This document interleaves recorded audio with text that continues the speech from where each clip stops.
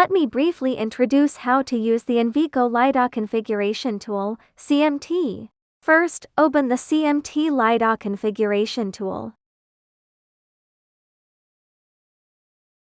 Double-click CMT.exe to open it.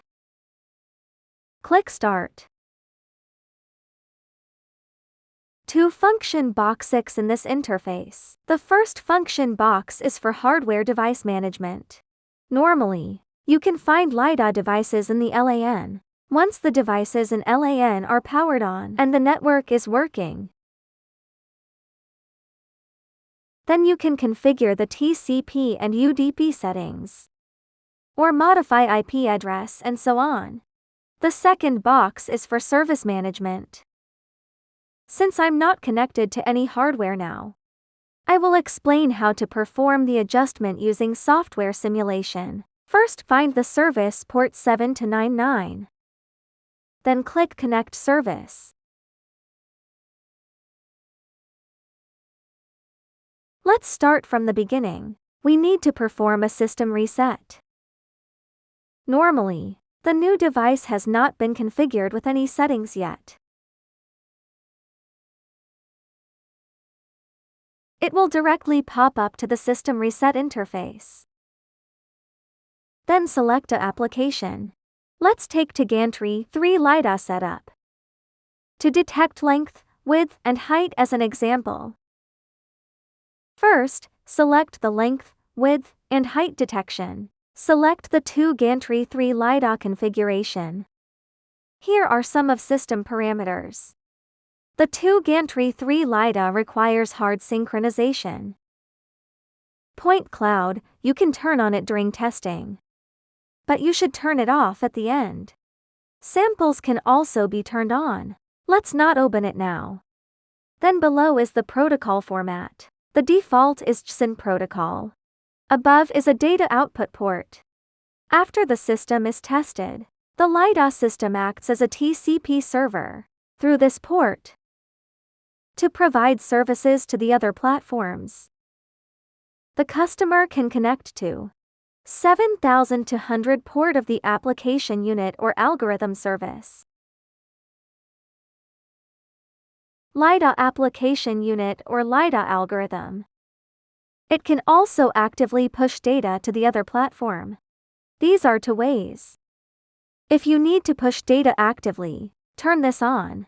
Configure the other platform's IP address and port. Then click Confirm. The service program or application unit will restart.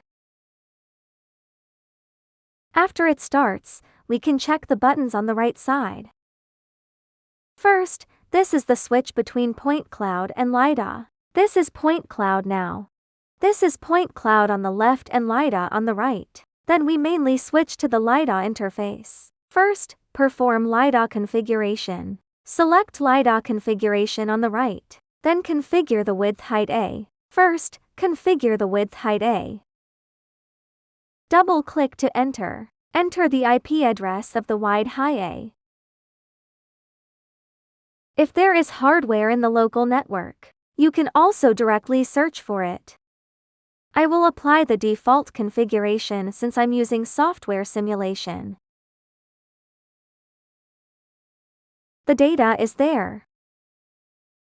We can see LiDAR point cloud.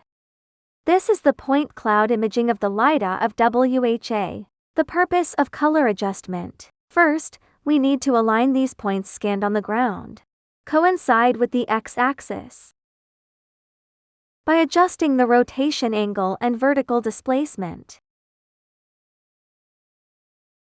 To make the scanned ground point cloud coincide with the x-axis. That's it. Then set the detection area. This is the left boundary, and the right boundary is 0. The left boundary is centered on the LiDAR. Now the LiDAR is on the y-axis, so the left boundary is -400. Then adjust the height of detection area. This is the configuration of width height A. Return and continue to configure the width and height B.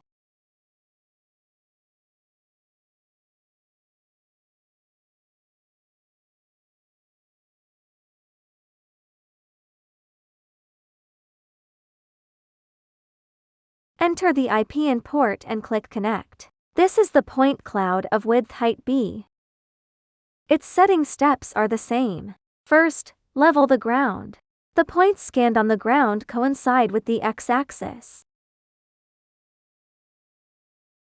You can set the up and down here, or after moving the mouse over, rotate the mouse wheel to adjust.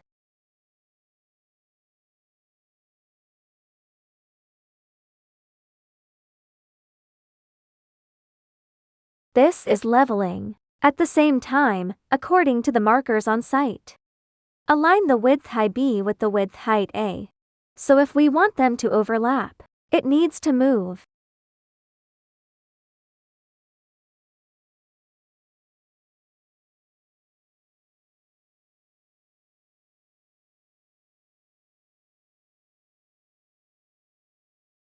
Adjust the angle.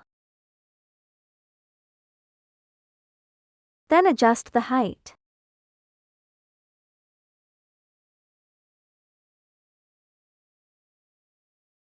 Then, when the vehicle passes by, it is a complete vehicle outline, and the shape of the outer outline of the vehicle. Then enter its detection area, which is the same as the configuration of width height A.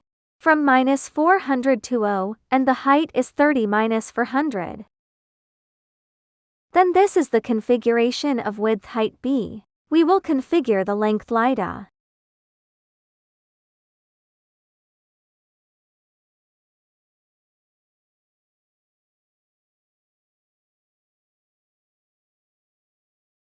The length measurement LiDAR has a direction.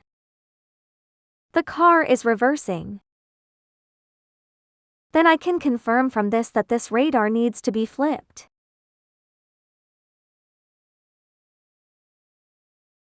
Then adjust the angle. The vehicle is driving from left to right. Throw the width height of the detection area, then passes directly under the length measuring LiDAR. This shows that the length measurement radar is behind the width height radar. About 10 meters. Adjust the horizontal position. This value is negative because it has been flipped. Then adjust its height.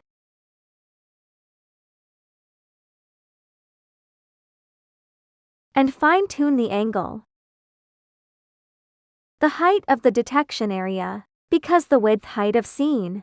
The length LiDAR is installed relatively low. It's just a test environment. This height LiDAR is a bit lower, but it doesn't affect the actual detection. We can see that when the vehicle passes the wide and high LiDAR, the length measuring LiDAR also has point cloud data. The distance of the length measurement in the x-axis. There are two methods. One is based on the gantries on site. Fill in the distance value between the two gantries. The more commonly used method is to stand a person under the wide and high radar. This person can be scanned by the height with LiDAR to generate point cloud data, and the length LiDAR can also scan this person by adjusting the position of the x-axis. The yellow point cloud of the length measurement align with the y-axis. This ensures the accuracy of the length measurement data. After the length LiDAR is configured, click back, and then click back again. The configuration has been written to the device.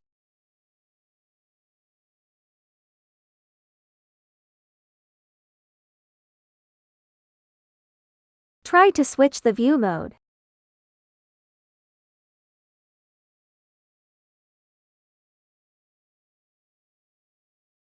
The vehicle has passed, and the detection result is generated below. Point cloud on the left.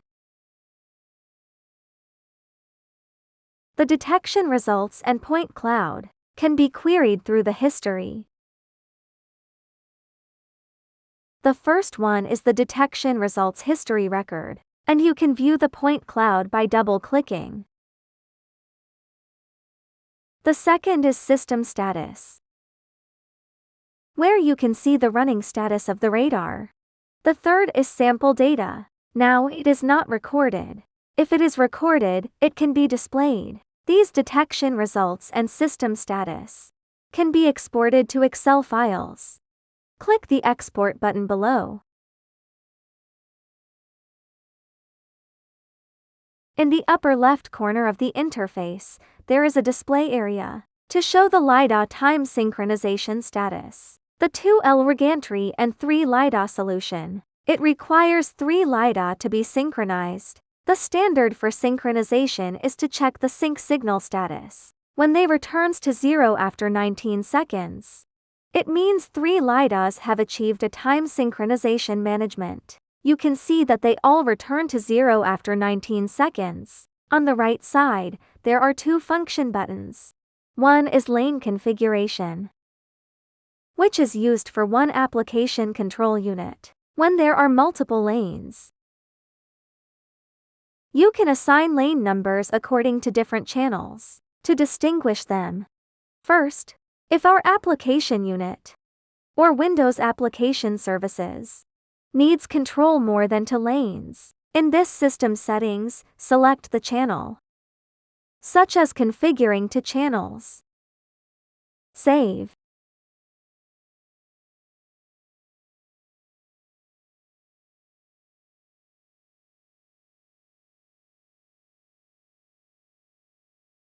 After saving, you can switch channels in the upper right corner.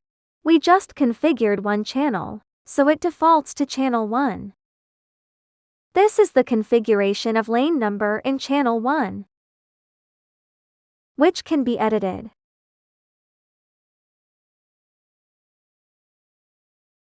For the second lane, we can select channel 2. Then enter the radar in the same way. Configure the radar information. Here is the lane number of the channel 2. Click Edit and change it to 2. Confirm. This is the configuration of channels and lanes.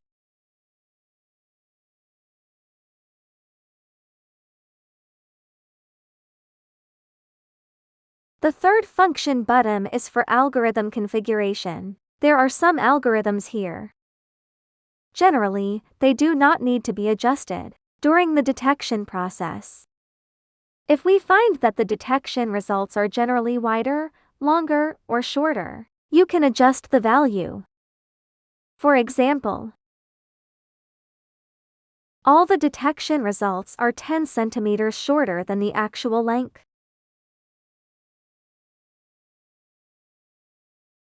In this case, we can add 10 centimeters to the value. Because the unit is millimeter, so we fill in 100. Return.